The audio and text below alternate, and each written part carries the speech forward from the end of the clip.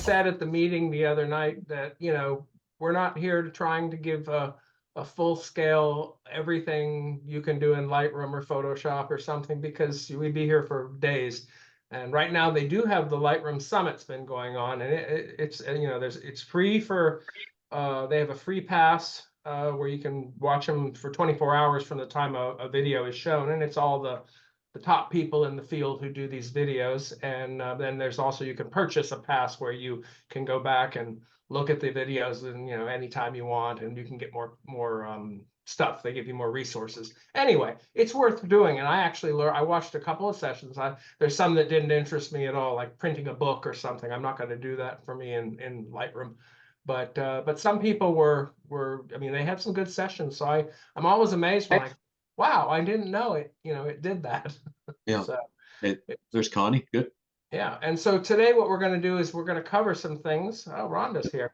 Where the big news is that I guess it was Tuesday, I think. I don't think it was Wednesday, or maybe it was Wednesday. Anyway, Adobe dropped a big announcement that there'd been this upgrade to Adobe Lightroom, and version 13 became, or 13.2 became version 13.3, and which required you to upgrade your catalog. They normally don't do that unless they're going to another number in the system of upgrades. But because this had major changes, you have to upgrade your catalog, which is not a big deal. It's now 13.3 catalog. Anyway, and what they came out with is the content aware remove tool, which, okay, that doesn't seem like much, but but if you wanted to remove something before, you could try doing it with the clone tool or the healing tool in Lightroom, or you took it to Photoshop, which usually meant you had to make a layer. It probably was going to come back in as a bigger file, maybe a TIFF file or something like that, and it could be destructive depending how you save it. So the nice thing is it's reversible, and it's in beta, which it's important to remember. If you play around with it, you go, well, that's not that great. So they're fine-tuning it.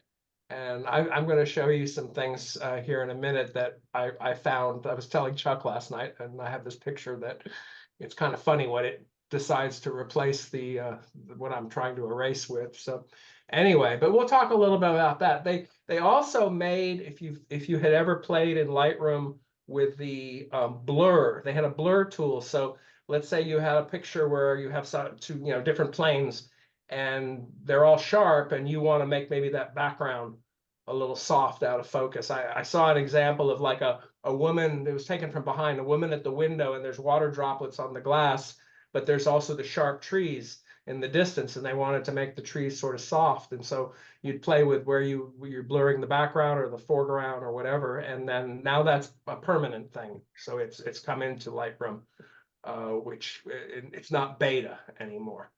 Hey, Chris, we got a couple of new people here too. John Pfister's new.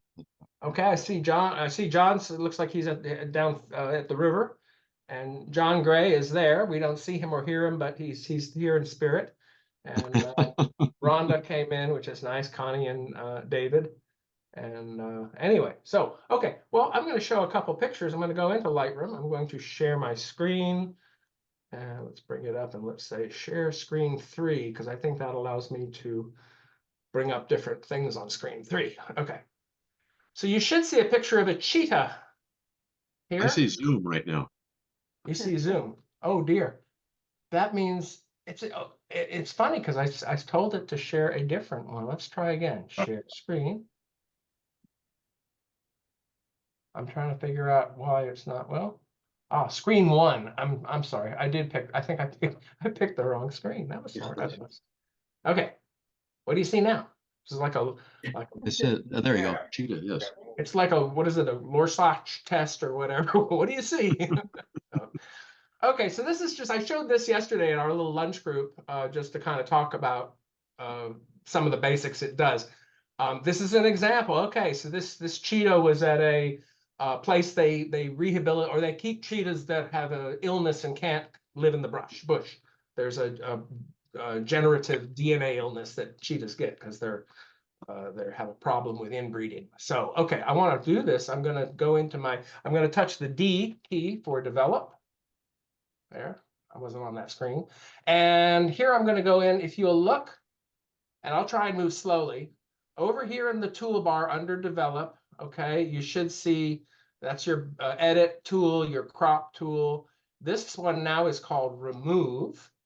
And then you have red eye and the masking tool. I can click on this, or I can hit the Q key. Q is the shortcut, and it comes up. And so you see this has changed from what it was before, because before you only had this little clone stamp or the healing brush. I don't think you had anything much else in there. And you had some things to adjusting the size. But now you have the remove tool. So what we're going to attempt to do here is we're going to remove this tracking collar. And I'm going to increase the size by using the bracket, the square bracket key. All right, so I'm going to come in here on this cheetah. I think the collar's about here. And I'm kind of go up. You want to include some of the area around it. And if there's shadows in something, you definitely want to include shadows. And I'm going to come back up. Doesn't have to be perfect. It's as long as you're overlapping. And I'm going to get that little bit there. Okay, so now it's showing you the mask. And it's a red mask. And if you don't already know it, up here, if you click on this, it brings up this window. Now I'll move it over here. If you had a very warm tone object, it wouldn't be good to use a red mask. You'd probably want to use a blue or green or something like that. So anyway, but that's just worth pointing out. You can change that. Okay, so now over here in the window for the remove, I'm going to hit on apply, and a little pop-up's going to come up. And what's happening is, through the magic of the internet, this is being sent up to, the Adobe God in the sky, and and coming back down. And it's done a pretty decent job because it doesn't know, it only knows that whatever this is has spots and fur of some kind. It gives you, in this little window here, you're going to see variations, 1, 2, 3. So when you do this in programs like Photoshop, or if you're using Adobe Firefly, you'll get actual thumbnails. They may eventually do that here, but right now you just get 1, 2, 3. So I'm going to click on 2.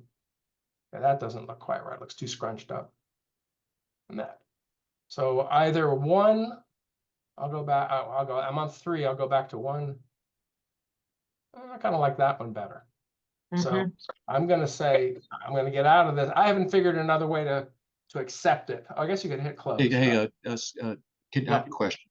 Sure. Can you regenerate? If you didn't like those 3 variations, could you say, hey, try it? Yes. Yeah. And let me go back to, where was I? Crop tag. Okay. Yeah, there we go. Okay. I'm just going back in my history. Right. Let's do that real quick, and we'll do it again. Okay. So I'm going to come in. I'm going to say, well, let's just paint it up here. Go under the ear, around, come around, go like this. Go. All right. And I'm going to say apply. Let's see what it does. It obviously, if we've had a blackout and your computer's running, but your internet's not, you're not going to be able to do this. So, oh, that one actually looks better, I think. That's a 1. That's a 2. Again, that's kind of scrunched up looking. That's really messed up. So let's say refresh. And that's how you regenerate. You refresh it. And so you could do that and keep on doing it until you got one you like.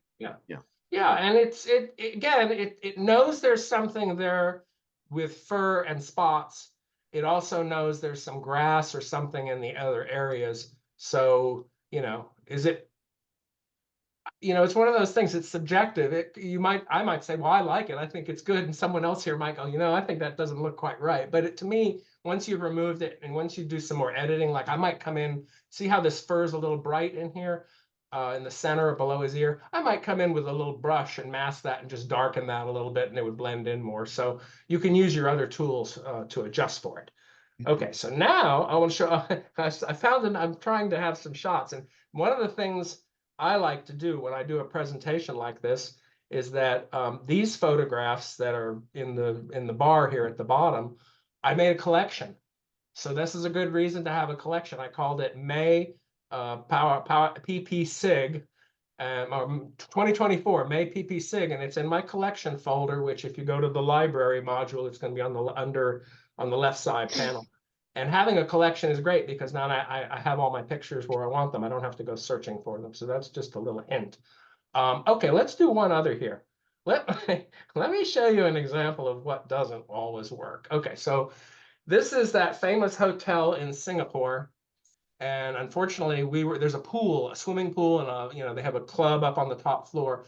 And I was there, unfortunately, on weather when they had fires burning in like all of Borneo or something. So the sky was very smoky. So even with editing, this doesn't look good. And I tried changing the sky, and the problem is it has a hard time with like up here where the grays are. It puts the sky over. So I finally said, to heck with it, I'll keep the sky. But I want to take this Duck Tours boat out. So let's see if we can do that. All right, we're going to go to we've clicked on the remove tool or hit the Q. I'm going to my size. I'm going to go a little bigger here. Yeah, let's go bigger. Okay.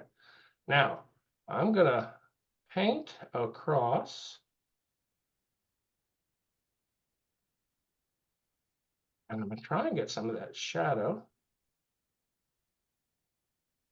Oh, I didn't get all of it. Let's see what happens. Say apply.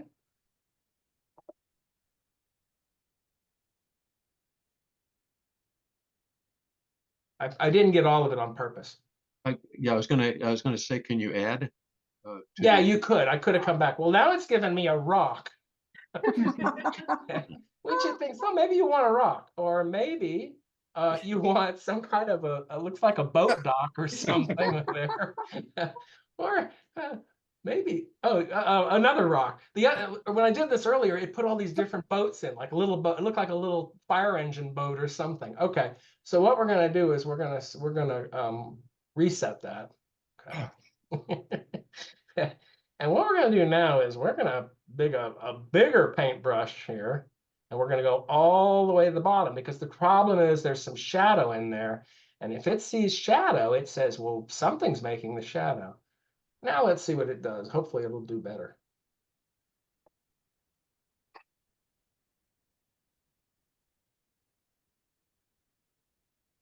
And I've actually done this shot before in Photoshop with the tools there. Okay, so it's taken water out. I have 3 choices here. Let's look at this. 2. That one probably flows a little better with the little currents that are in there. Or that. I think I like 2.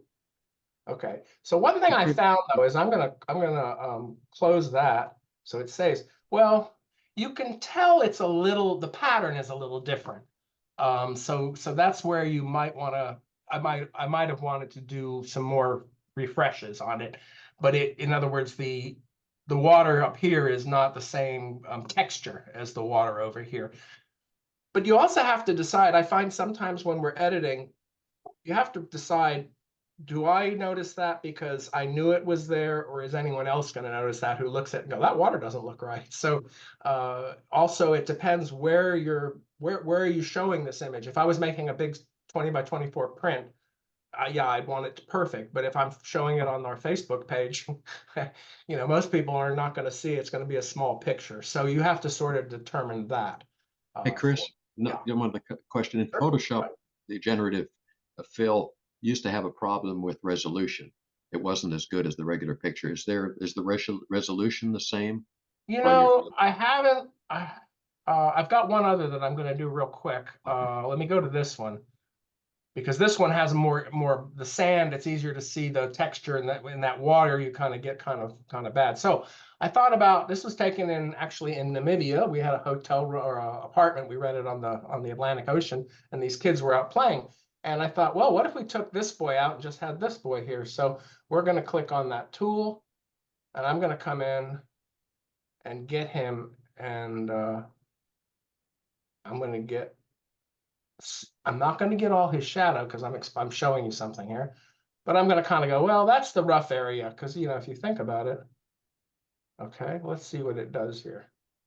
This is why it's important to get the shadow, and I'll do one with more. Wow. I don't know what kind of bird that is. Let's try another one. Oh, I don't recall seeing any Canadian geese in Namibia. I mean, it would be kind of like a little fantasy shot there. Or you've got a very large seagull. Okay. Let's reset that. And what I'm going to do is I'm going to go up here and down here. And I'm gonna go all around. And we'll see if it does a better job. Let's even go a little higher around. Give him some down to there. Okay. All right, now let's try it. So, and I had to look this up because I finally had to do a Google search, like, why is it replacing instead of removing or erasing an object? Okay, so that's a little more believable. Yeah. It's got 3 versions, and if you look at it, it's done a nice job on this. I guess this is like the foam after the wave goes out. You got a second version. It's now got some little divots, footprints. And you got that one, which is it's interesting. This one has that line coming through from over here with the surf. I kind of liked 1 best. So I'm going to go back to 1, I think. Yeah, I like that one. So I'm going to say close. And let's go in here and look. I'm gonna take it up in size. You know, I can't say I can see a difference in the resolution. I do see a little difference in the sand texture. One thing I found, sometimes it'll leave a little pattern where it did the cutout. I noticed like there'll be a slight difference in the texture, the color of the sand. So I found actually going back into this and using just the healing tool. A lot of times you could come in, you kind of brush it there. This isn't a good example because there's not really a lot there, but you can see I can add in maybe some more of that the texture that's over here. So it just kind of is picking it up and moving it around and stuff. So you may have to do something like that if you want to really get the texture of the sand to blend more in. But anyway, so that's an example of that. Let's see. Chris, what are those dark spots on there? Oh, those are the pins. That's telling you if you hover over it. I'm sorry, I was. That's true in all their like when you mask or anything, or when you do any kind of a correction, a healing correction or a clone correction. When I do that, if you see, it's telling you where it took it from, so where it sampled from. So you can move those too. Yeah, and if I click on it and go, well, you know, I really want it more. I want down here. I don't want that gray thing up at the top. Then you can move it around. So anyway, so that's how you do that. Okay, let's go back to that. Okay. So we lost the little boy, and we don't have. It was funny before it put like. I think it was an oyster catcher because it had that big orange beak that they have, but it was like the size of a dog or something. Like, You know, I was thinking of looking at what you did. The last one had some hard edges on it. Is there a way to soften the edge of that brush when you're doing when I went in to the brush here. So when you did that, because if you Yeah, look I mean, at it, I could feather it more like that. oh, okay, because all right, because I think I saw some some edges there. Yeah, and that could be. I didn't really think about that. That I'm not really feathering it as much. So you know, maybe we'll see what that does. Oh, that's too much there. But we can come down maybe this area. Yeah, something like that.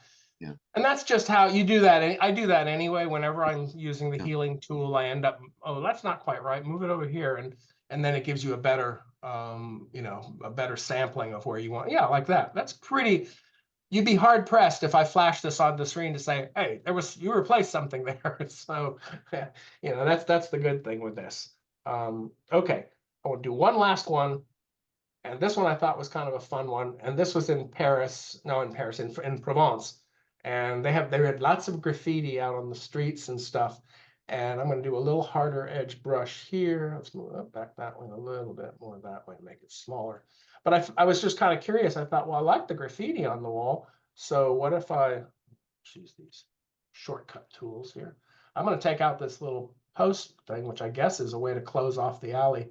This is so typical of those little villages in Provence because this is cars drive down this street, you know, one way.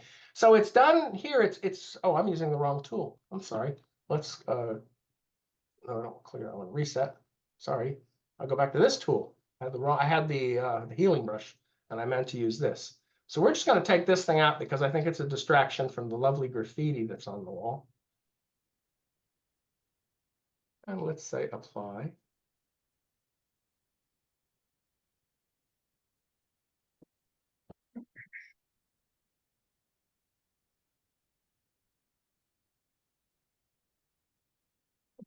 So it took it out. You've got the wall continuing here.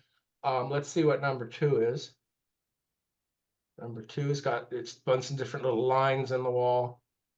And number 3. So here it's actually added in. It did this before. It put a whole bunch more graffiti in here. So and you could come in and say, well, you know, on second thought, I also want to get this out.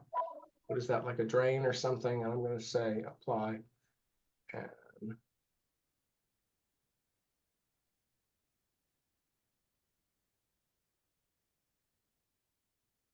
yeah, that's a pretty good job on that. I can look and see. Yep. You know, see what 2. Not really much of a difference in it. They're all pretty much the same. Okay, so but you still have that seam anyway. And what you could do here, as I said, let's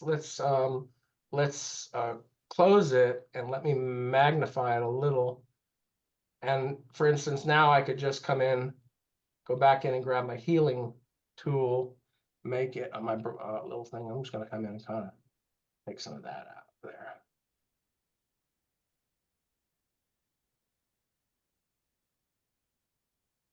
Yeah, so it's now it's, you know, this is just using it as an example. You know, you would be hard pressed to know there had been something there. So anyway, so this is the new Photoshop tool, and again, it is in. If you click on it here, it's gonna. Well, I forget where it tells you, but somewhere. It used to say somewhere. It says beta somewhere anyway. But that is beta testing. So anyway, any other questions on the Lightroom thing? Okay. Okay. I did a painful yesterday that really gave it 2 eyes to his feet. Yeah. Yeah. But it was unfair because I was taking a rock out and the rock was covering his feet up, so I didn't know what kind of feet the penguin had, so that didn't work very well. Well, when I was talking to Chuck last night on the phone, I said, "Yeah, I'm gonna have to work on this." I said, "I'm trying to take this kid out on the beach, and it keeps putting a seagull in there." It's like, and he said, "Are you telling it anything? Because that's what you would do in Photoshop. You can say, replace this with this, and it will go and look for a stock image and generate it." But here, so it shows it. I would not be surprised if the next thing is going to be an AI ad or something, because if you can remove, and if you don't remove it and you leave a shadow, it's thinking, oh, there's something with a shadow, let's put something in there. And I mean, talk about machine learning. It knows it's a beach. It's not like it put a building there or something, or a car, you know. Now the boat thing, that it knew it either needed to be a boat or a dock or a rock, because that's what you see around water. So it's kind of scary, but that's that machine learning we're doing. So okay, I'm going to unshare my screen. Hey Chris, do you know if Adobe is pushing this as an updated version, or is this a separate standalone that you have to download? No, it's what you do is if you have the little what is it, that little thing that's the Adobe Creative Cloud. It kind of looks like a sideways infinity sign with a rainbow behind it. It's that funny app. Yeah. When you open that, you go to apps, it'll tell you whatever you have in your subscription, like if it's Photoshop or Lightroom or whatever, it'll tell you what to update. And the update for this was Lightroom, all the versions of Lightroom, and Adobe Camera Raw, if you use that. So let's say you're working in Bridge and you go to Adobe Camera Raw, you should be able to use this there. So anyway, because Adobe Camera Raw always opens in Bridge when you have raw files. I have a quick question for you. Sure. What size are your files? What size are my files?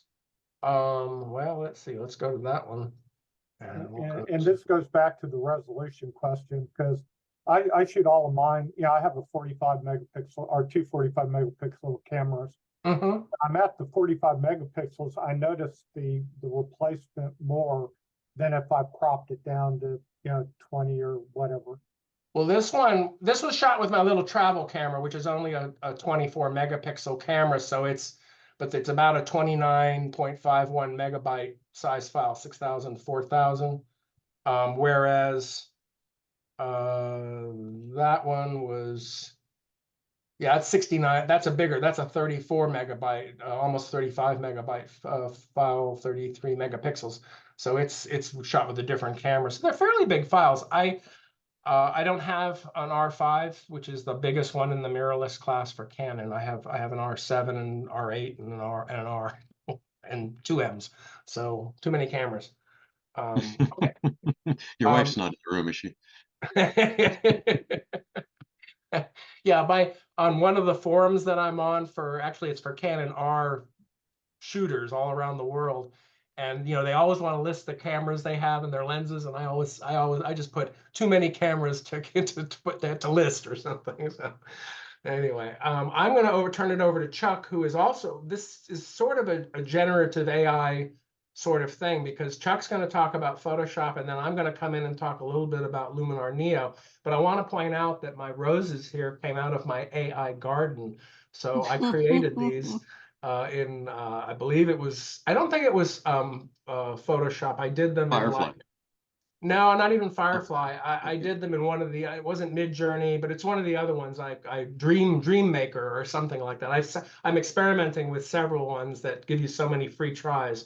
So that was, I said red roses blooming with dewdrops on them, and it came up with that. And it's a pretty high resolution looking file. So anyway. Chuck, Cool. I guess I need to stop sharing. I'm sorry. Yeah. I didn't No, realize it's okay. talking there. Well, yeah, that's thank you, Chris. That's pretty cool. I missed most of that Lightroom show, deal that you were just watching on the last couple of days. It's still going on today, I think. And I saw a little bit of the Julianne Cost video. That she is so good on that. Yeah. She's even better than you are. So better looking. Better looking. That's right. No, not that. Anyways, thank you guys for coming. Let me. I'm going to do Photoshop and also the new versions that are coming. So I'll do a little file screen share here. Here's my screen. Let me go back to here. Well, let me close that out. You are probably don't end meeting. God, let's hit cancel. Okay. Is that the golf course you play on? Yeah, that's my golf, and that's just the screen share. But I wanted to. Chris mentioned. I don't know if you can see the very top of my screen. There's this little icon called Creative Cloud, right? So I'm going to click on that Creative Cloud, and these are the apps that I subscribe to. If I click on apps on the left-hand side here, it'll show me the apps that I've got. Basically, these are the updates that have come in. So if I click on apps, I can go across the top here. And these are the different apps. If I go a little bit further to the right, you will see, pre-release stuff. There's a bunch of different stuff. I have downloaded Photoshop Beta and regular Photoshop. So what I'm going to show you today is Photoshop and then the Beta Photoshop. And you can get both of them. If you got Photoshop, you can get the Beta version. And the Beta version is just showing you what's coming. So let me go to Photoshop, and let me open up Photoshop here. This is Photoshop here, and this is Photoshop Beta. You can tell the difference because on the top left it says Photoshop Beta, and the other says just Photoshop. So they're going to be looking very similar. Picture of myself here. Now, some of the things that you can do is that open up this picture of myself. This is just regular Photoshop here, and I'll show you what Photoshop Beta does, which has added some stuff to it. I would suggest you get the beta version. I mean, it's not crazy to do that. I use the beta version more than I do the regular version. Yeah, I find myself using it more too, because all the other functionality is the same. Oh, the other functionality is exactly the same. It just does more. Yeah. So why not? So I've got this picture of myself in New Zealand, looking dapper in front of a lake here. But maybe I don't like the background. So I'll take the little select tool up here and I click on the image. I don't even have to click on the image. You can see on this little pop-up window that shows up here, right? Yeah. It says remove background. Okay. I can remove the background automatically. The way you used to remove background in the old days. You can see the layer here. I'm going to unlock that layer. Just the layer stands here. The way you used to remove background simply was be select subject. It's going to select me. Now that I've selected subject, I can click on the mask, and you can see it remove the background. All right, it's just the mask. But now, yeah, you remember that process there. And it's not that many steps. What they did. You go back to the history panel and start again.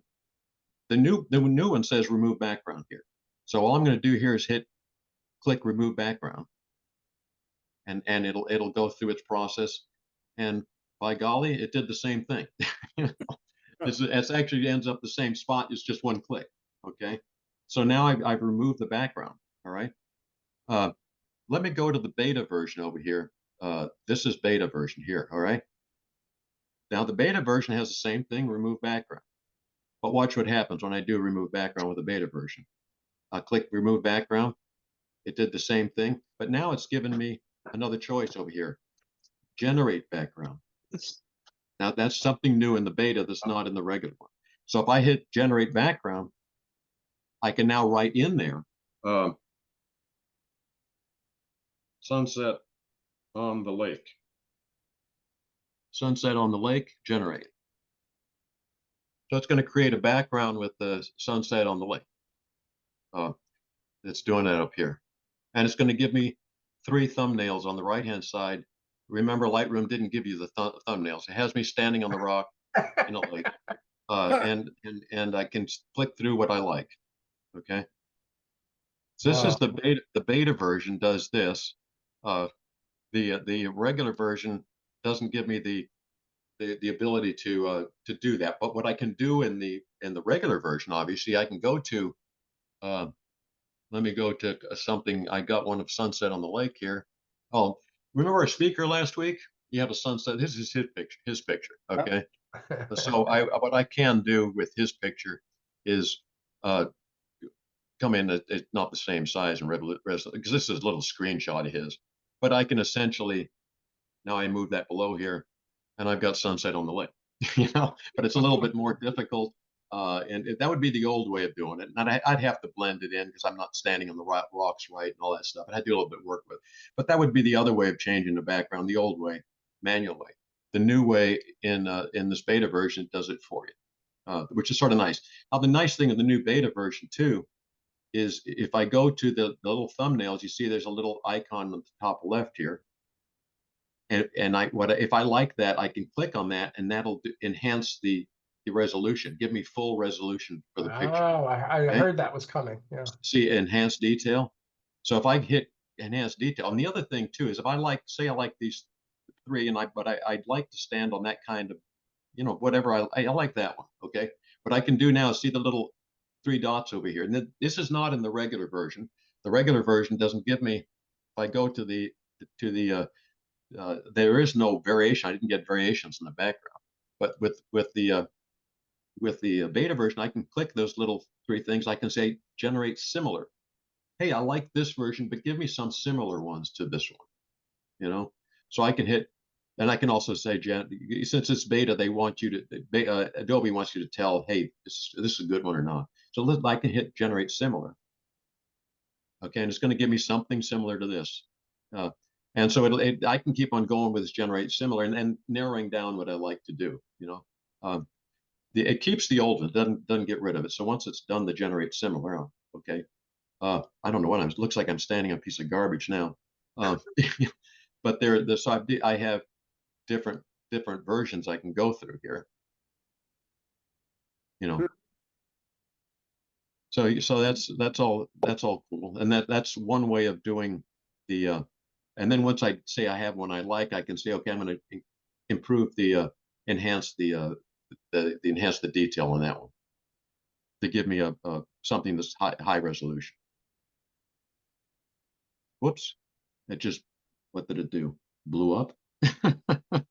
Oh, I'm sorry. But yeah, it sure did. It's just a beta version. Let me go back to this one here. I'm going to enhance the detail. That is one problem with the version. Let me try enhancing the detail of this one here and see what happens. I'm looking like I'm standing on garbage there, though. A marshmallow. Well, you know, it's funny. Both times it's what it's done is it's created a mask on this thing here. I'm gonna do something. Go back history. Go back to the beginning. Go back to remove background.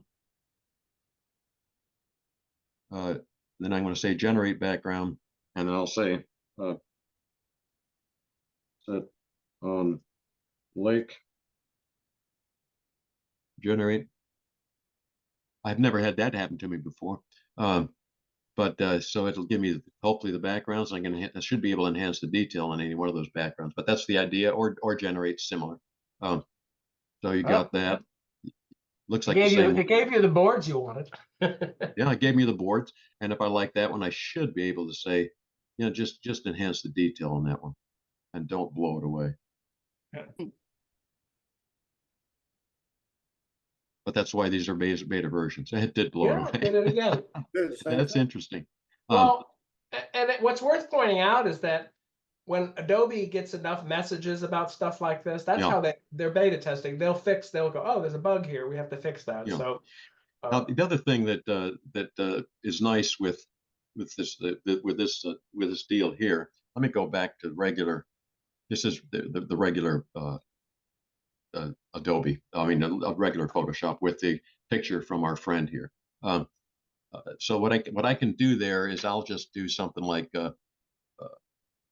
I'll say layer. I'll just flatten the image, and then I'm going to do something else. I'm gonna say, okay, I like that image, except I'd like to make it horizontal. I'd like to make it a more of a landscape. So I can take the crop tool here and expand it out. See, and if I hold the option key, it'll expand it both ways. Okay. So I think I want to be in the center of the picture, but I want it to be wider on both sides. Okay, so now I can release that. Oh, it's not gonna. It's just gonna do that. Let me take that out. Go back to. I think I released something on the wrong side. I released option first. So I release that. Okay. Now I've expanded both sides of the pictures here. I can now say generate. Okay, what it's going to do is fill in those sides of the picture. Okay. And because I've got this above says generate expand, I could have done it with camera content aware fill, but I'm doing it generate expand. So if I can click it now, it'll create that. It'll give me more picture. Okay, it'll fill in the picture. This is where the resolution thing really comes in important, because what it's going to fill in with is not going to be full resolution. But now you can see it's done a nice job of giving me an expanded picture. Pretty cool. And again, if you this is not giving me the enhanced resolution thing, but you can see I have different variations of it here, and I can go through and do some different things. Now, the other way I could have done this thing is, let's say if I go to let me just see the size of this image here. Image size. This is about 20 by 17. Okay, so I'm gonna go to get a file new. I'm going to create a whole new file. This won't do it in the regular. Let me go to the reason it wasn't giving me the enhance is because I'm in regular Photoshop. If I had done that same thing in the let me go to the expand thing here.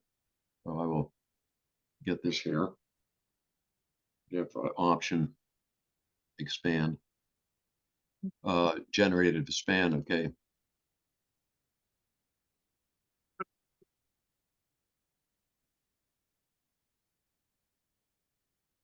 Okay, generate expand, it's going to do it. Okay, so that has expanded my picture out.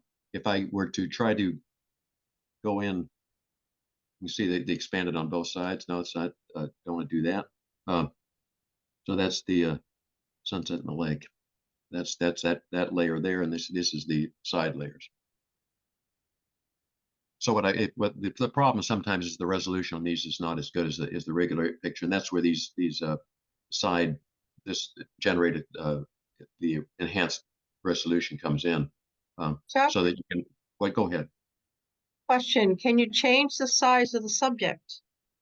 Oh, well, Can yeah, you I read- can change the side. I mean, if I select Okay. the subject here, and I mean, I can this guy can move me around, but I second I'm yeah, I'm gonna do that.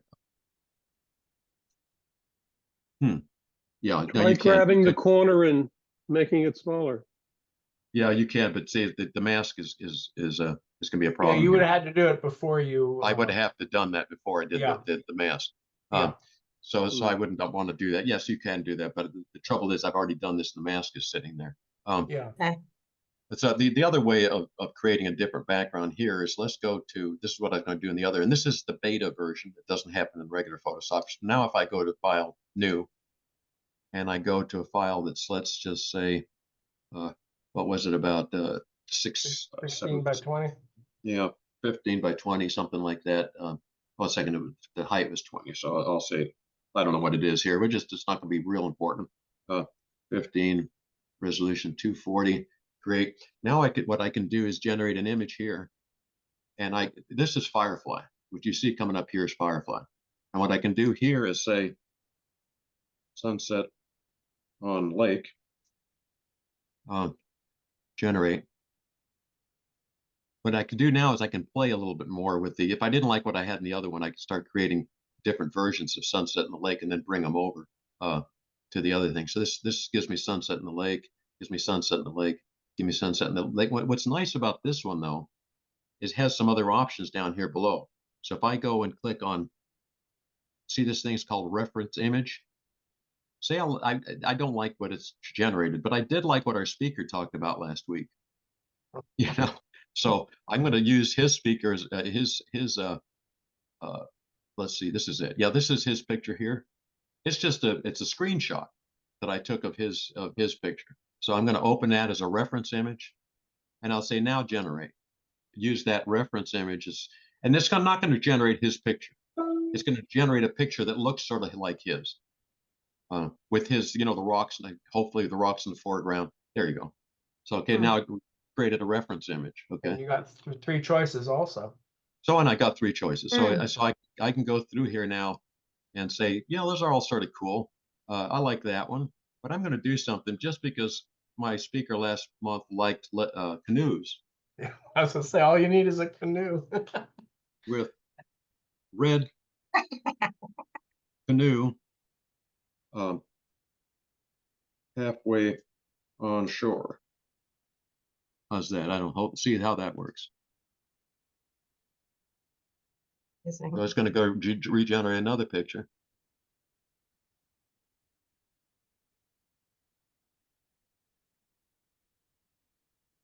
Now I'm starting to look like the guy last week, huh? You're gonna So put him I've out of got, work. what's that? You'll put him out of work. Well, that's right. And I didn't steal his picture. I stole his idea. Okay. Man, you can't trust anything you see anymore, can you? No, that's right. And then of course what I can do now is I can take this picture here and take it over to me here, drop it in here, move it down below somewhere. Let's just say there. That's not going to be perfect. I'd have to take this thing up and maybe move it up here. But anyways, you get the idea. So I can start fooling around with this thing and making it very strange. There you go. Now I'll send that to Mr. Hansen next week, and I'll have to crop it a little bit. And I've got his picture of me standing in front of a canoe. So there's you gotta get the right name on the canoe. Yeah, that's right. But anyway, the point is with the new beta version, you've got access to this thing called Firefly, and you also have access to enhanced resolution and some other things you can do. For example, I mean, if I like this thing here, I can let's just say layer, flatten that thing, crop down to where this makes some sense here. And then the kind of things you can also do here is I can do this select and put I don't want to do that. Let's just wrong thing. Forget it. Let's take this thing here. I can create a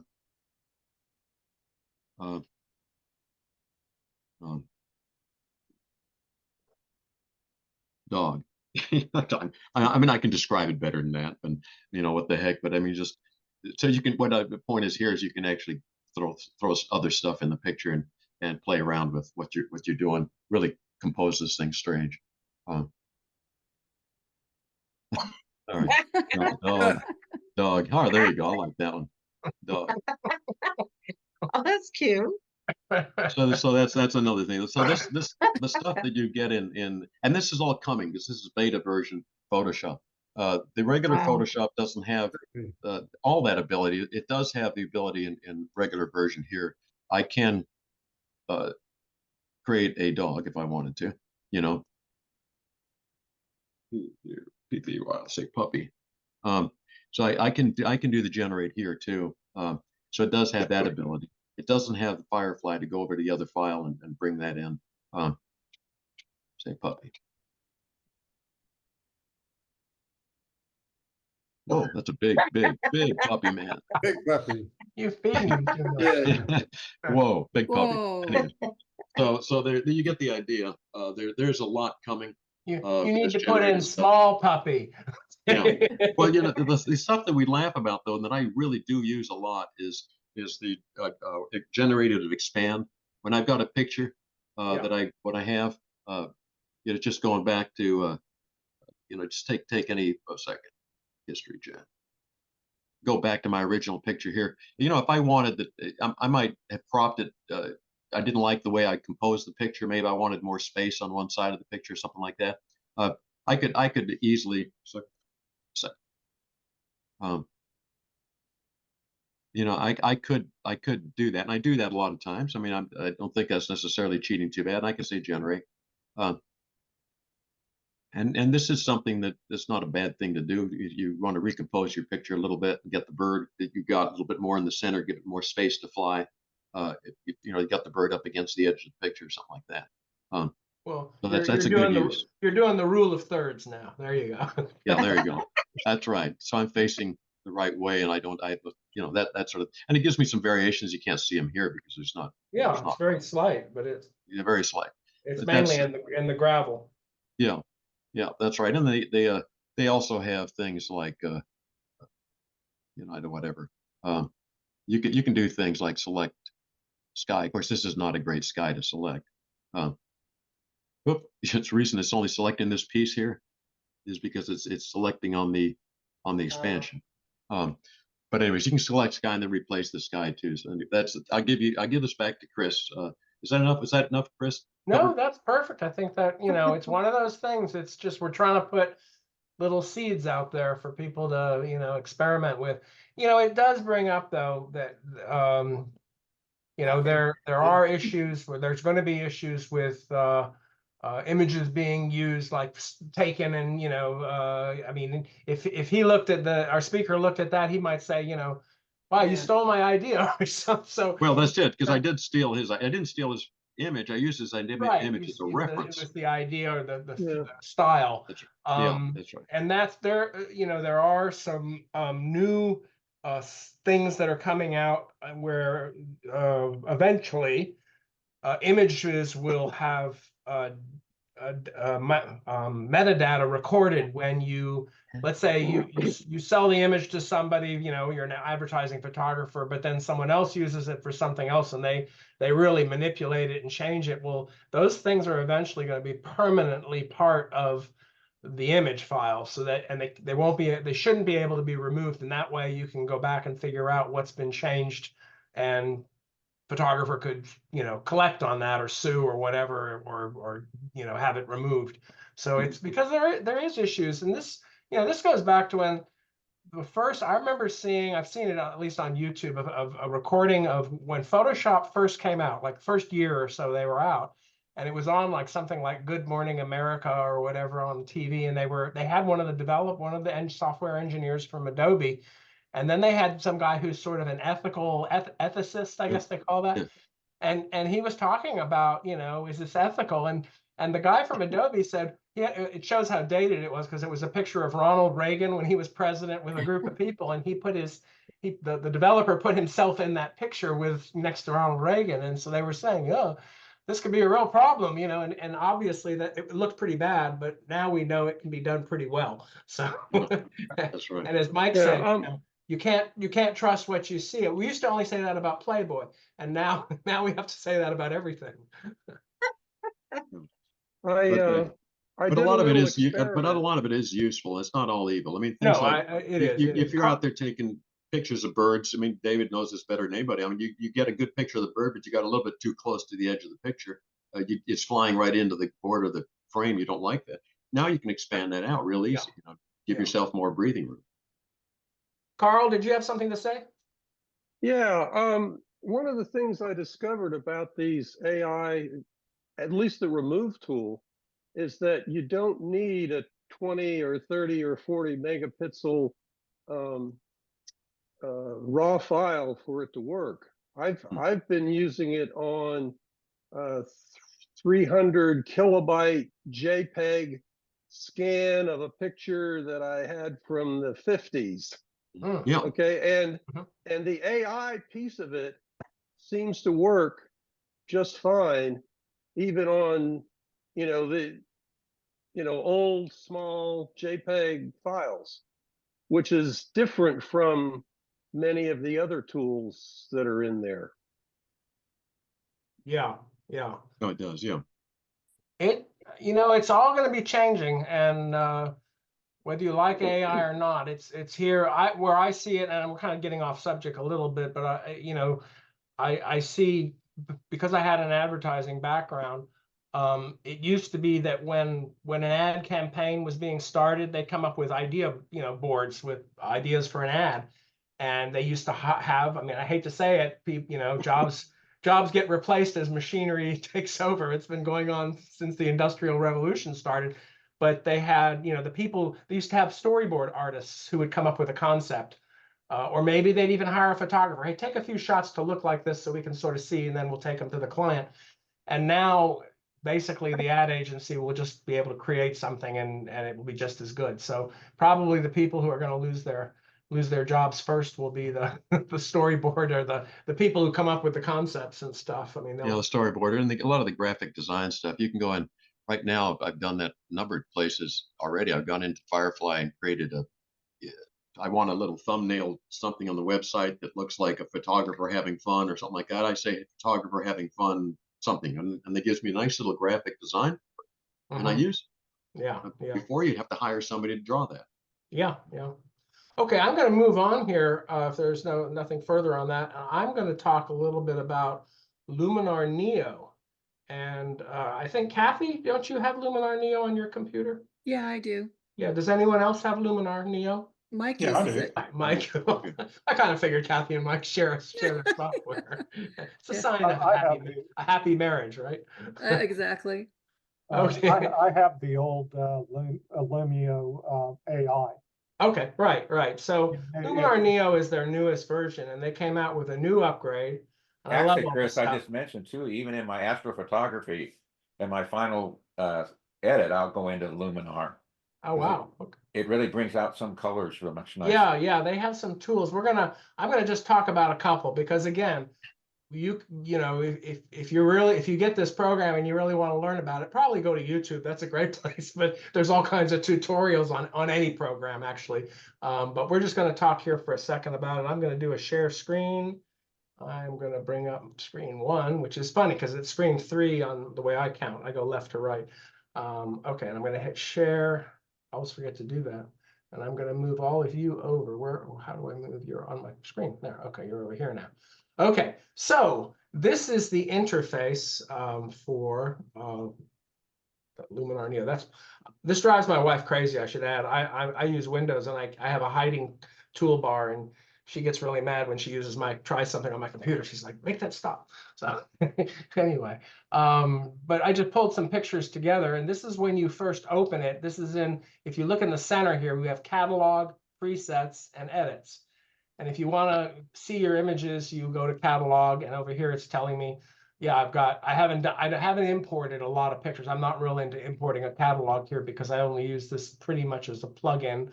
But it's got some sample images it comes with. Right now it's showing me the screen with single image edits. So I have some images in a single images in a folder that I've done some editing on. So it's done those recently edited. So it's got some different things there that are pertinent to what your photos are. And if you wanted to add photos or something. Over here on the right side, you can see it's got a little bit of the metadata, and I'm not sure if there's a way to increase that because it really doesn't have much other than the camera and the basic settings that you use, what kind of focus and millimeters and all that stuff. You can turn images here. You can like an image. If you click the heart, the image, for instance, this image over here has a box around it, so that one has the it's the image that's got this metadata up here. And you've got a couple of things over here. I haven't figured out their method of why they put some tools in some places, but these are sort of before you go into the edit. They're the creative tools. And I'm not sure why they put them in the catalog page instead of the edit page. But here you have this generative erase. And I'm going to actually give you an example. This would be similar to an erase tool. Let's see, let's bring up let's hit erase. And this is a shot up in Alaska, and this is just a simple example of I don't like this. Actually I had photographed this before we went to dinner. This was in front of a restaurant, and there was complete sand flats. It was like how the tides are really big in Alaska, and when we came out after dinner, and it was summertime, so the sun was still setting at 11 o'clock. The water had risen 20 feet, and this post was there. So if you wanted to take out the post. And it's pretty simple. It's like most programs, you hit the erase tool. But it does this. I love their little graphic. While the computer's thinking, it's doing this. Wherever you move your mouse, it's doing this little thing. It kind of looks like some kind of geometry lesson. So it did a good job. It's basically like your spot brush for that kind of thing. So that's one. Then I haven't figured out the generative swap. I think that's if you're trying to reverse things or move stuff. There's also generative expand, which is very similar to what Chuck was showing in Photoshop, where you can add to an image. You also have here, if you're doing an HDR merging, you can open those up, put your images in there. You've got focus stacking, upscaling images, and panorama stitching. And I've heard the panorama stitching is actually supposed to be pretty good compared to some other programs. So I still haven't experimented with that. Okay, let's see, what was I going to do first? Oh, I'm going to talk a little bit about, we're gonna pick a picture like this one. And we're going to go into, first of all, so this is a shot taken in Amsterdam. I should also mention somewhere here, I'm not sure where it is, but I was just going to say, well, you can make these bigger or smaller. They don't have a slider tool like a magnifying glass like they do in Lightroom or Photoshop. But if you wanted to make the image is bigger, there's somewhere where you click on it. I think it's up here under this, maybe view. So anyway, I won't worry. That's just a minor detail. Okay, so I'm going to click on this shot, and I'm going to go into, first of all, I'm just going to go to presets. Presets is kind of like the same thing we have in other programs like Photoshop. This one, they actually give you some suggestions up here. For this photo, we suggest waterscapes, overcast, filmatic, or you could purchase one called Sail Away. Obviously, they make money on the purchase ones, so they almost always suggest you purchase something, but that's another way they make money. And you can go in and do these. Some of them, when you click on it, you usually get about 5 choices, and you can kind of go down. If you hover over it, it will change. And let's say you kind of like that one. When you go in, see it's set to 100%, so you could say, well, I'm only going to add about that percent or something. So they all of these will have different settings like this. I have mixed feelings on them. Sometimes they're good. I rarely use them at 100% because then they remind me of pictures that my grandmother took with her camera that made prints, and then 20 years later they all looked faded or something, So I'm not too into the film noir kind of look there. But you can choose. There's a lot of different. Oops, sorry. I've got my scroll thing. If I'm not over these boxes, if I scroll in the black area, it moves the picture around. But you've got a lot of choices here. You got ones for portrait. It's very similar to how you do them in Lightroom. Okay, but we're not going to do one of that. I want to talk about the water, which this was in Amsterdam, and you know the water's a little funny, a little muddy. They have the way they have their things. I'm going to close these just to sort of show them as they would appear if I hadn't been in here. Oops, I want landscape close. Okay, so these are their various tools in the edit department. You've got a layer thing and a crop that's above that are always there. You've got things that maybe you've used before, like favorites. And I happen to like this enhance. That's one that I use quite a bit. The enhance, it's using AI to look at the photo, and a lot of times it's doing what you probably might do in a photo. It's usually going to increase shadows and lower highlights. So if I move it and look at the building on the right, it's going to it's popping up the exposure while it's bringing down the clouds. So and obviously I went to 100%, which is kind of, you know, like bad HDR. But you know, a little bit can be nice to just kind of say, yeah, I kind of like a little bit there. There's also a sky enhancer, so it's basically just going to look at the sky. In this case, if you had blue sky, it would make it a darker blue. Here, it's just kind of increasing the cloud cover and that kind of stuff. Anyway, Chris, I think that's the go-to feature in Luminar Accents. yeah, it is. It is Yeah, one. it is. You know, to me, it's that tool you have in some programs called structure. It sort of just kind of makes things look bold and stuff. So, you know. Yeah, I use that a lot at the end of editing. I'll run over to Luminar and just run up the accent to see if I missed something. Yeah. I'll say, oh, gee, that's better than I did. You know. Yeah, yeah. What I'm going to do here is I'm going to click down to landscape. This is a fairly new one. And what they've added here, if you can see on the right with these green, is you could add sun rays, twilight enhancer, atmosphere, and landscape, and water. Well, I'm going to play with the water. I mean, I wouldn't say it was bad water, but it was, you know, just kind of a little funky looking. And so that you get this pop-down menu here. And if I say, well, let's kind of, it's set for about 50% on blue. So I'm just going to dial out some of that brown. And you know, it has and you could take the blue down a little bit. Maybe you could even add a little green if you wanted to add a little green to the water, green tinge. That kind of looks nice.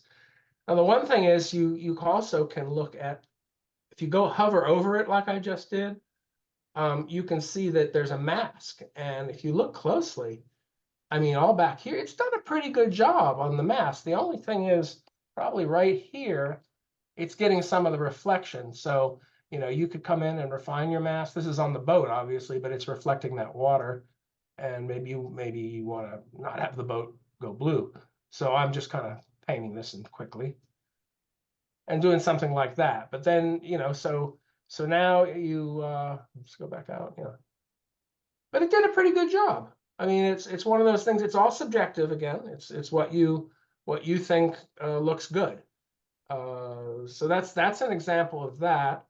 I'm going to go back to the catalog up here. Boom, boom, boom. I'm going to do this one too, just real quick, because this one's more extreme. This one, as you know, is River Grove Park. And if you look at the water level over here on the right, it's about an inch below the boardwalk. So I think this was shot like in February, or so that's why the trees don't have any leaves, but it was when we had one of those big rains down there. And I'm going to attempt to do this one. Now, the interesting thing is you got a real cloudy sky. You also have over here, the depth is different because you're getting a reflection probably from the railings down. And so the water's not as dark as where it's a different color, I should say.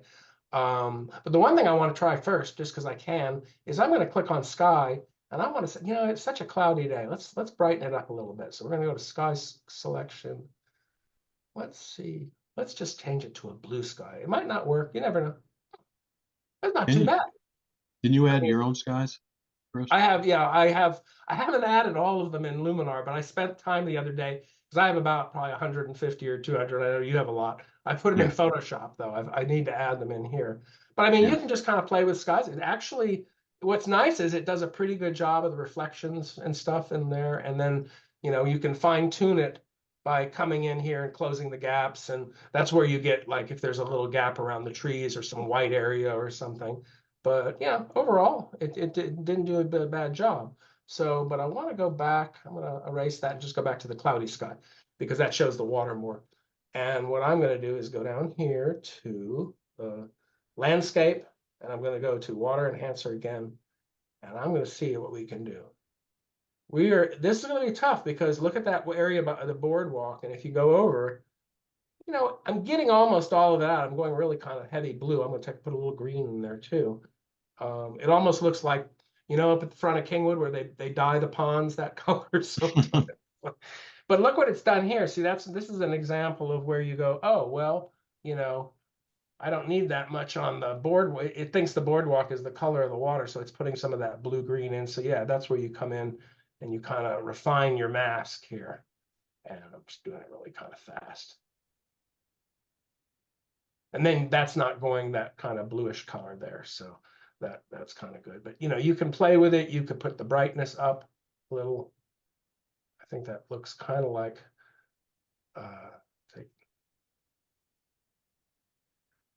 yeah, it's just hard in here because the depth is different and it's getting a reflection there. Oh, I keep doing that. Okay. So that's one of those things. Again, it's hard on some water to really make it look natural because, and we all know this water is never this color. Maybe if you lived up north where they get clean water in their lakes, you might see that. Chris, how do you activate that masking when you're doing that? Well, as soon as I clicked on water enhancer and started bringing up, let me go back here. So it's not showing me anything if I hover over it, but as soon as I go to add some, now it's done it. So the machine has learned, or the computer is taught to look for what it thinks water is, which is, I think, pretty cool. So, you know, it's just another one of these new things they keep coming up with. Okay, so I'm going to go back to the catalog. And let's see, what was the other one I was going to do? I was going to do let's see, let's do this one. And we're gonna let me do this one again here. This one here. I'm going to do this as an example first. Let's go to edits. And this is a shot. This was taken down in Australia at sunset. And I don't like these buildings in here. So I am going to, let's see. I'm going to go back to, let me go back to catalog, and I want to use the gen erase.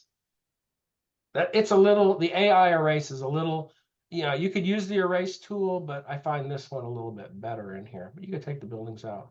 There's some little things. There's a building down here.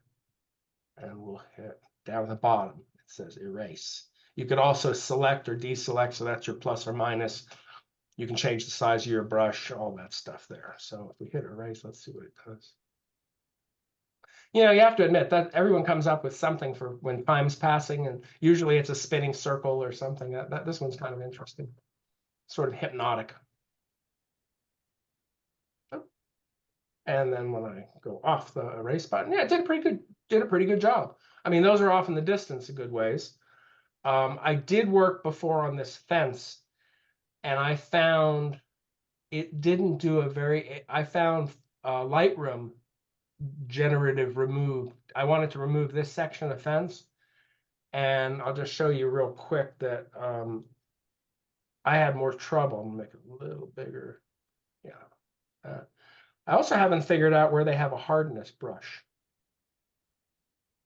So in other words, to feather it a little more. But I found I almost had to take this out in sections. If I tried taking the whole thing out, I had problems with, and it may not even do it. It still left me some of the cross piece in there. Let's see what it does. You never know. I find the same thing using that. It does that. Sometimes you have to take it out 4 or 5 times before it gets rid of it. Yeah, and see, it didn't really take it out. So I'm not really sure. I think, you know, again, that's when if you did the entire crossbar, maybe it thinks that crossbar can't be in the air like that. Let me go back and reset. I'm gonna make this a little bigger and go up. Let's do that way. We make sure we get enough around it. Yeah.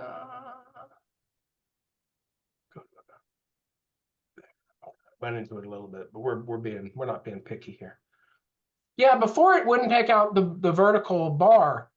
here. It left some of it in, and I found, then I went and did it in Photoshop, and it did it, I mean, in Lightroom, Lightroom. and it did it perfectly in Lightroom. So see, it's like it took out part of it. Yeah.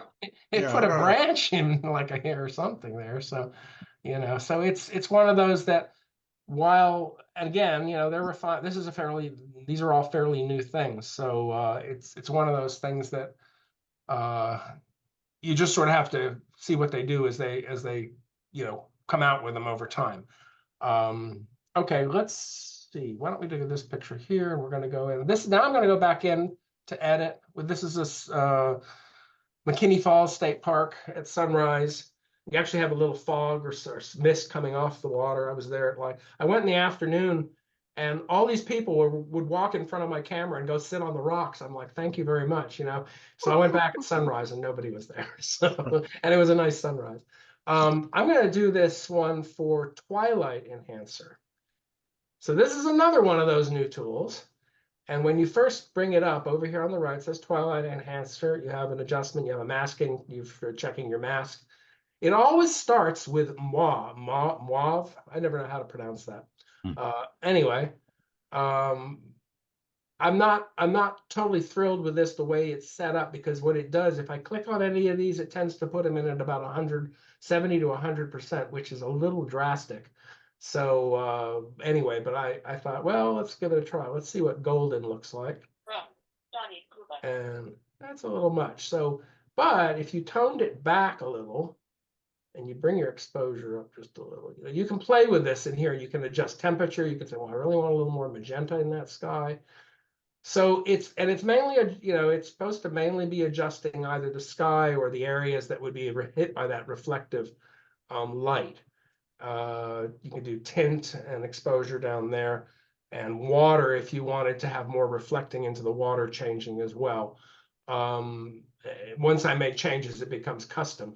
The blue is also kind of interesting. It's a little much on the exposure, I think, but it's just another way of changing your sky without going in and brushing and doing other things. I think this still needs work. I watched a couple reviews of it online because this is all fairly new.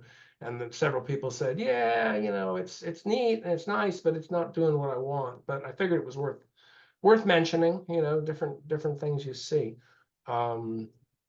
Yeah, so don't need to enhance the water on that one. It looks pretty good. Oh, let's go back to that. Well, I think there was one other. Oh, this one here, that was one other I wanted to talk about. Let's go to edit. And here I'm going to do the remove tool here and see what happens, because this is, then I want to generate. Sorry, I got to go back to catalog. I wasn't paying attention. See, I don't know why they have these generative tools. They don't have them under edits, but who knows? That's what the engineers there thought was right. So I'm going to say, do generate there. And we're going to try this one with so just trying it with a different program, because, that's how you sort of learn. And oh, it's at 100%. That's interesting. Okay, thought it went bigger. I'm going to go around and take him. I'm going to do like I did before. I'm just going to take out as much as I can here and see what happens on him.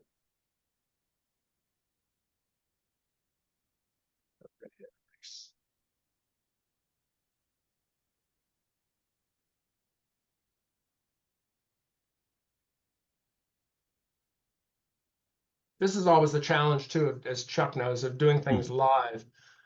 Now it did a fairly good job. You still got a shadow down here, and so I'm going to kind of do something with that and say erase and see what. You have that hard edge issue. Yeah, it has that hard edge, and I'm gonna see if I can go in to the.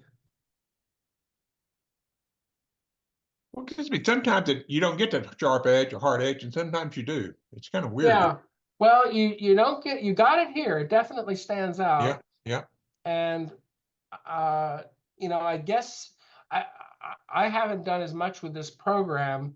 Let me try one other thing. Let me reset it. Go back. Where are you? I'll cancel it. Sorry, and then I'll bring it back up. Okay, we're gonna do a really big one here.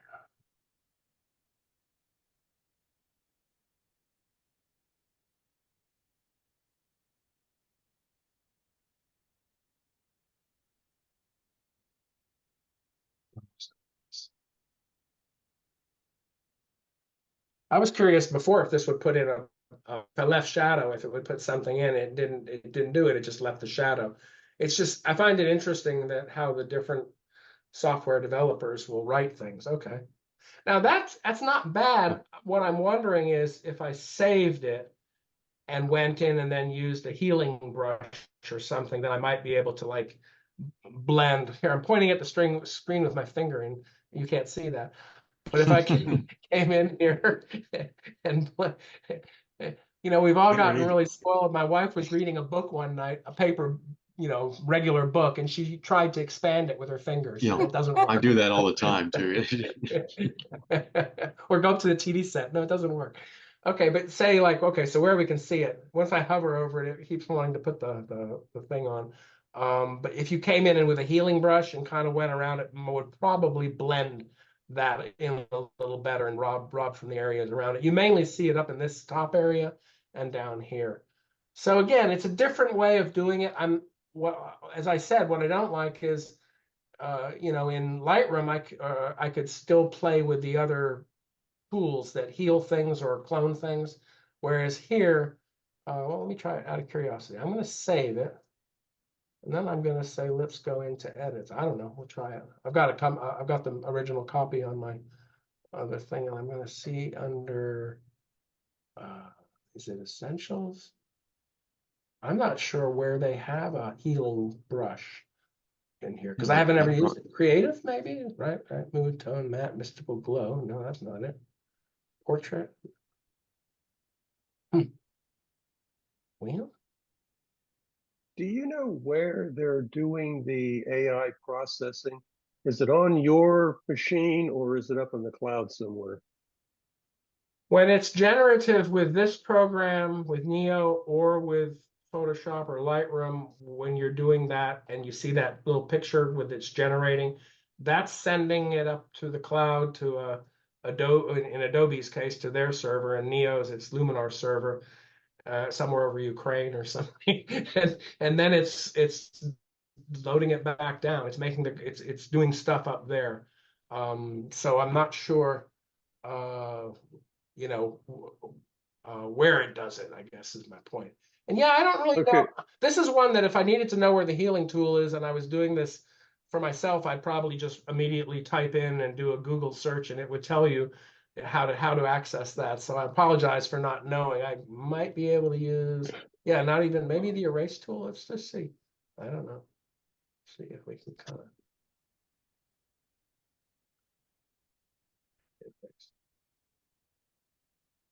Yeah, okay.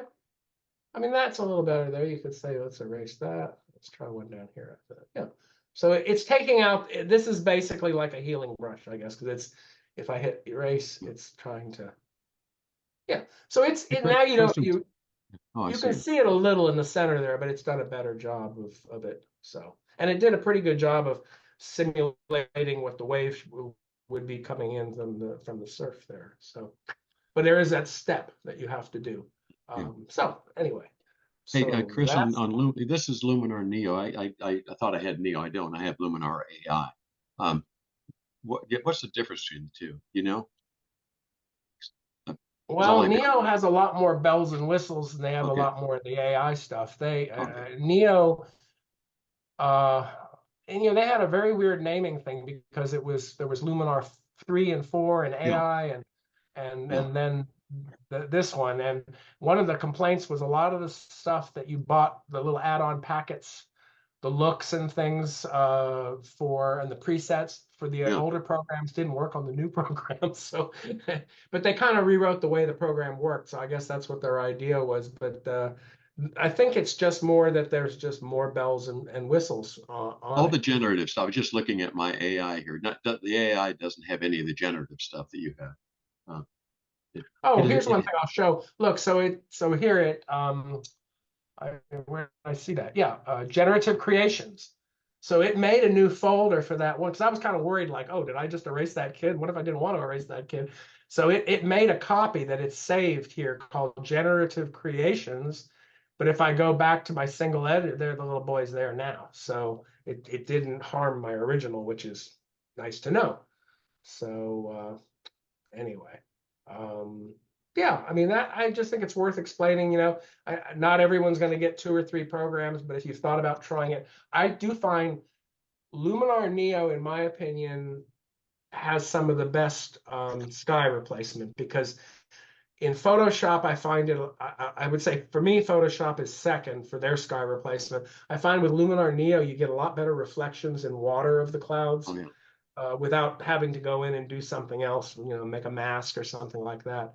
And I find overall, it seems like the blend is better, especially if you have soft trees where it kind of looks gray sometimes where it goes in, or it darkens the trees in some programs if you're going with the dark sky or something. So it's all experimenting around, and like I said, it depends if you're putting it up on your Instagram feed or something. It's people are going to look at it for 2 seconds, so it's sometimes you can get away with stuff. If you're making a big print, obviously you want the quality and the detail. Okay, I should get out of share. I'm talking to you guys like you can see me, and I was looking at the screen, and I said, "Oh, share screen." Okay, so any questions that we can answer? Stump the chumps. I have a comment on the AI and the Neo.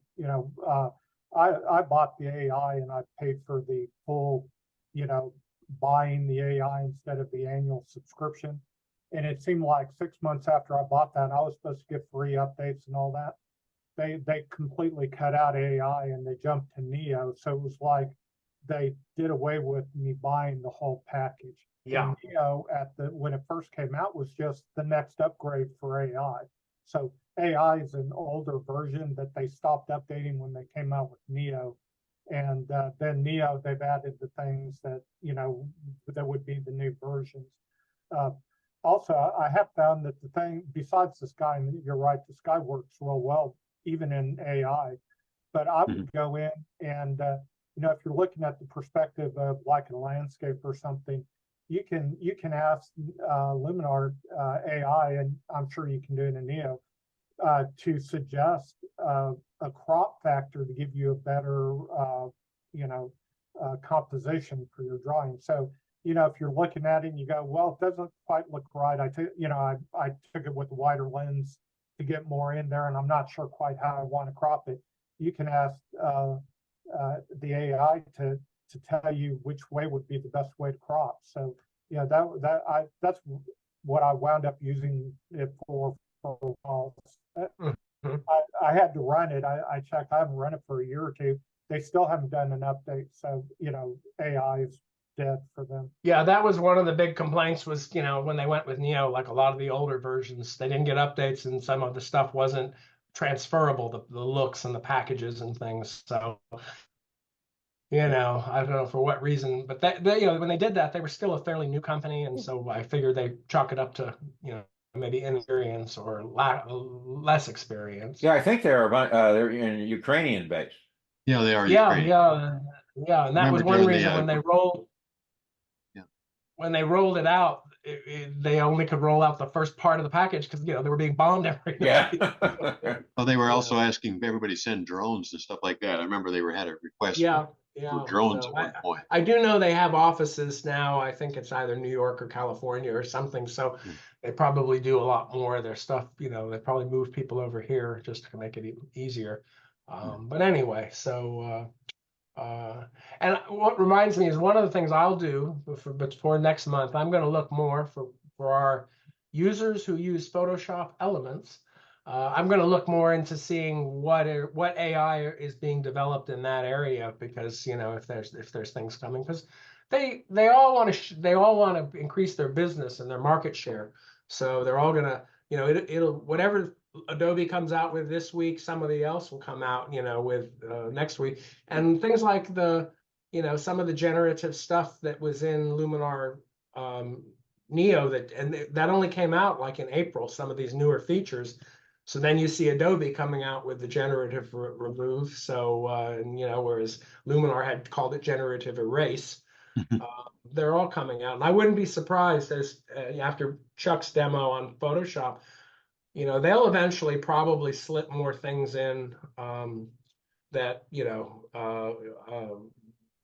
to add things maybe, or to have a reference guide or something for it to make a correction.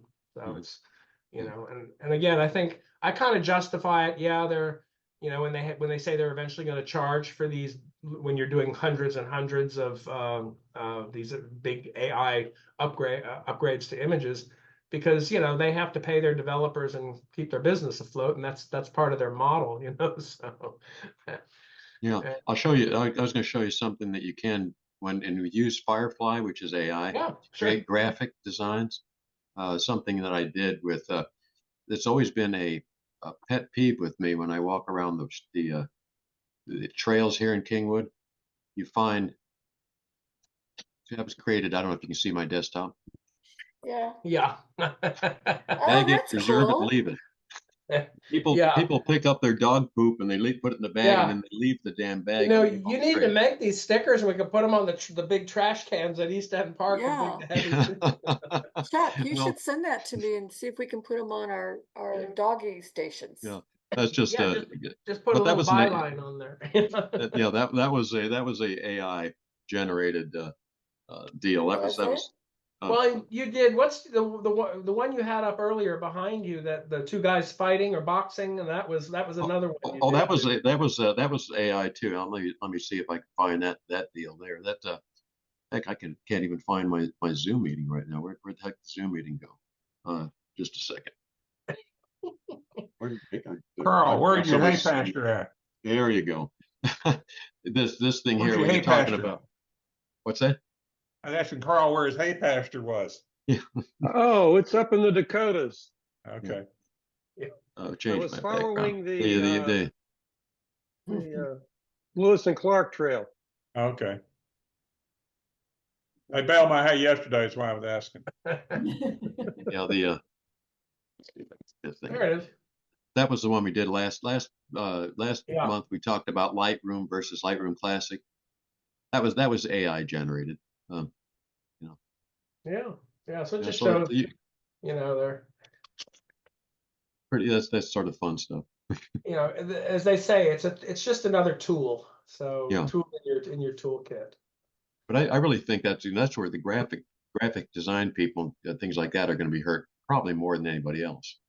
Well, and I read an article actually in one of the online newspapers I like, and they were talking about how one of the concerns was that professional models the ones that you always see in the Ralph Lauren ads or the, Chanel ad or something, the big name models, that what they're worried about is now a company can go, well, can you create, we're going to do an ad, but we want a model who looks like her, but we can't afford that model. And so they're doing these sort of AI versions. So they said models are having to, number one, sort of copyright their look, but they said some of the professional models are actually they're coming up with their own AI version, and they'll actually let the modeling agency say, well, if you can't afford, Christy Brinkley or whatever, you can use her AI model, and we only charge half price for that one or something. So it's affecting that industry as well. So, but, okay, well, I don't want to go too long. We've got an hour and a half, and unless anyone else has any other questions or comments or anything, we're just trying to give you guys a little. Today was different because we had a couple new features, but each month I'm going to try and have a little cover a few different programs and a few different techniques. It's all about just there's so much to learn that I spend way too much time probably watching YouTube videos on the next update on some programs. So. And if somebody in this group wants to go through something they've learned or whatever, Yeah, I would let think me know. we could open it up to that. If you've got something really cool that you've learned and want to show somebody what you do with your post processing, that's fine. That'd be good. Yes, definitely. So. No, it was great, I'm Chris. still learning and Chuck. Lightroom. Yeah. As I said, I watched a couple of tutorials this week, and there were one or two things I said, I never knew you could do that. And it was one guy had a thing on if you shoot with different cameras, sometimes you might want to set up a preset, develop presets, so when you kind of know, with this camera I always end up increasing the exposure and adjusting highlights this way for most of the time, or boosting the vibrance. So you just do that and save it as a preset for that camera, Canon, whatever. And then when you do your import, you say, oh, just go ahead and process this. And then you go have a cup of coffee or something. And when you come back, you can still adjust things, but it's sort of pushed them probably in the direction, you want it. And that's especially true for people. If like when I travel, I sometimes travel with 2 different models of camera, and it's kind of nice to be able to, it's a lot of images to import and adjust. So anyway. Chris, I had a question. I just got my old camera IR infrared modded. Oh yeah. What which of these softwares do you use most for editing those kind of pictures? Well, I'm going to say what I use, and I'm going to defer to Chuck because Chuck knows more than me. No. I'm using Lightroom and for most of mine. I mean, you can use Photoshop or Lightroom. The big thing is getting the color profiles and things, because it's, as you probably found out, everything looks magenta red when you import it into something. So you sort of have to know. Well, the thing with Chuck, the Lightroom you tell them some news. No, I was going to say the reason the profiles are important, Chris mentioned, is you can use white balance. You can try to white balance in Lightroom, right? But the thing will peg out on one side or the other. Lightroom doesn't have the white balance range to give it to you. So if you hit white balance, you'll find that little button's pegged out and you didn't get where you want. So what you do is you have to have either you create a profile or you download them. There's a guy by the name of Rob Shea who has a website with all these Lightroom profiles. You download the ones for your camera, and then when you upload your infrared pictures, you click on that profile and it's fixed. It's done. One click. Could you send me that link? Yeah, let me just do something here. See if I can. I'm going to go over here. I'll bring up a website here real quick to see if I can.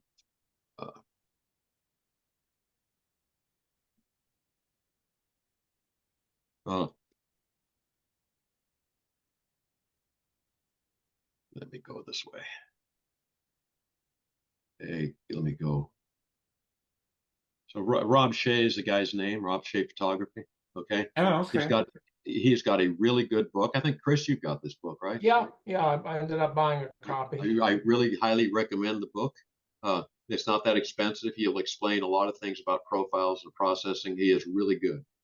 Yeah. I learned a lot. And he does YouTube videos. They're very explanatory. Oh yeah, go to YouTube and look up Rob Shea. He does a lot of. Great. I took a picture.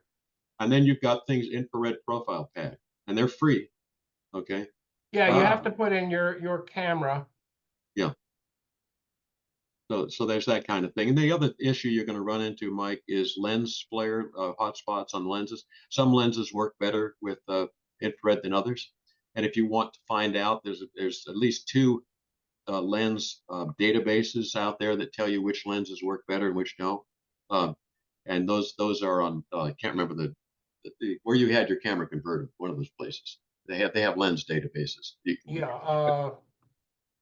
It's not LifePixel that does the best. I think the other one does better. Yeah, I think LifePixel has one too. Anyway, it's not as detailed.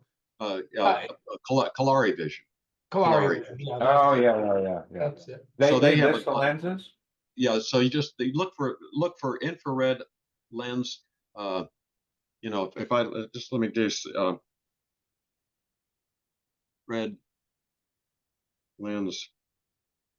All I'm doing is Googling it, right? Infrared lens. There you go. Yeah. Lens hotspot database. So if you can go in here, it'll tell you which lenses work well, which don't. So if you want to know what kind of camera do you shoot? Panasonic. Panasonic. Okay, so here's Panasonic lenses, IR hotspot performance. Okay, there's only one: good performer and poor performers. Okay. It doesn't mean the poor performers don't mean you can't use them. It just means you're going to have more issues with it's almost like a sun flare hotspot. So that's the only deal there.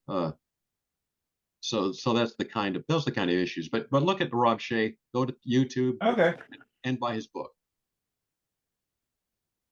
Sorry, Chris. No, that makes sense. I was going to do, if people will bear with us for a second, just because Mike brought it up, if I can share after you. Let me quit my share here. Okay. All right. I have a quick question while you bring that up. Okay. I have a Canon Rebel that I had converted for astrophotography. And, but when I take the picture, you know, all they do is take the filters out of it. Can you attach a filter on the front just to pass the infrared in? Or Yes. do you have to have the camera modified differently?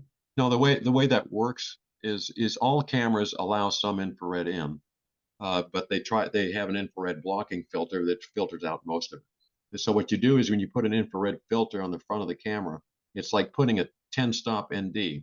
What you're doing is blocking out visible light, and it lets a little bit of infrared. So you need a long exposure. You end up with a 20-second exposure or something. Yeah, but when I had it modified, they removed the filter, the regular filter for astrophotography. Okay, so you have something that's probably called a full spectrum camera right now. Right.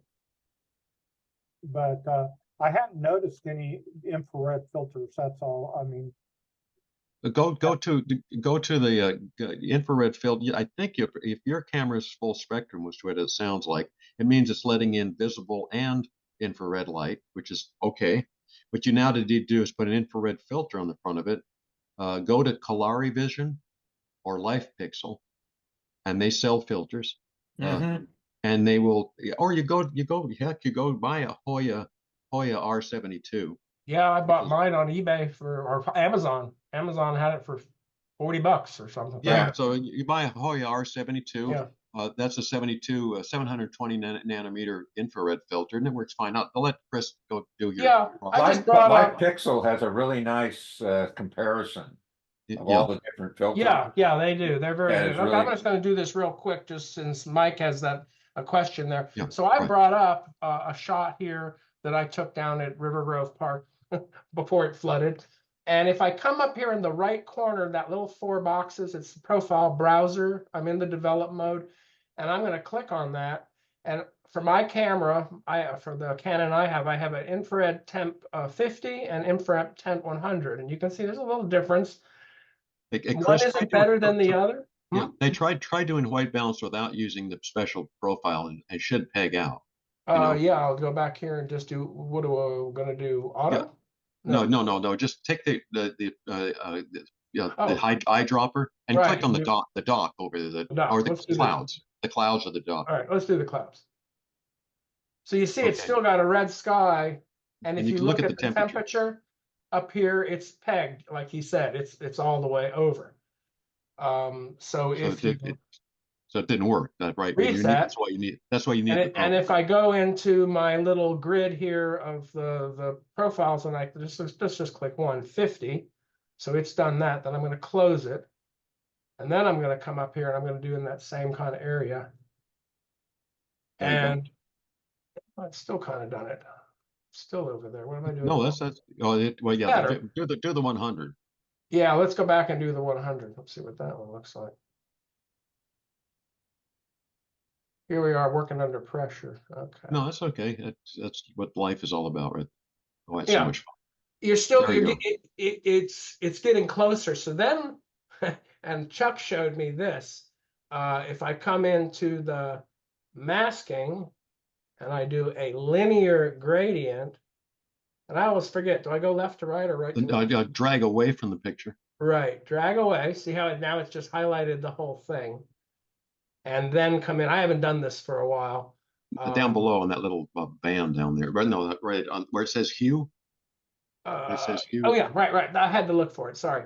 And if I go into hue, this is where see if you want this is the sort of classic look, the yellowish looking trees and the blue sky, and I could even from there I could come up and I could play with things up here to make it change it. But I kind of like, I know Chuck's sort of similar. I don't really like a bright green sky or something. I like the blue sky, but it makes the water very dark. It gives you these strong orangey yellow things. But basically that's all done in Lightroom. So, and it's only, look over here on the history, that's only what, 9 or 10 steps to go through. So it's pretty easy to do in Lightroom. You could go into Photoshop and do things there, but anyway.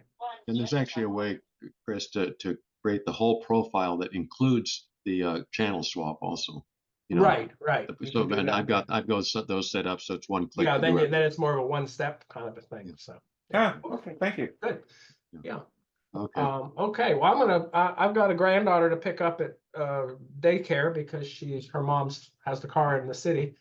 So I'm gonna probably head out here in a minute. Well, But hey, Chris, thank you very much. Appreciate it. yeah, I hope these are working out for you. And if you're interested, and if, like we said, if someone wants to, if you want me to cover something, let me know, and we'll go from there. Okay. Thank you. Yeah, for this is really explaining. great. Thank you. Thanks, Chuck. Thank right. you. Great job. Thanks. Y'all have a nice day. Yeah, Thank Oh, you you. too. Thank you. Bye. Bye.